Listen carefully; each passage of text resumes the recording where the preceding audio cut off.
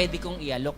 Then ito nga, eventually, lumabas tong Unified Products and Services. So, in-offer namin, sir, na franchise business. So, we pioneer the one-stop shop service in the Philippines. Paano kayo yung mga ordinaryong tao? Anong business yung pwede nating ilagay sa mga taong may cellphone? Lahat ng may cellphone ngayon, pwedeng mag-load. Diba? Pwedeng magbayad ng bills. Pwedeng mag-remit. Pwedeng bumili ng ticket.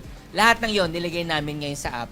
Then nilabas namin ngayon yung home-based business namin. Na katulad mong ordinaryong tao, na wala ka pang 600,000, na may cellphone ka, pwede mong simulan yung business mo. So nag-deploy kami, Philippines. Actually, pumutok talaga yung concept namin.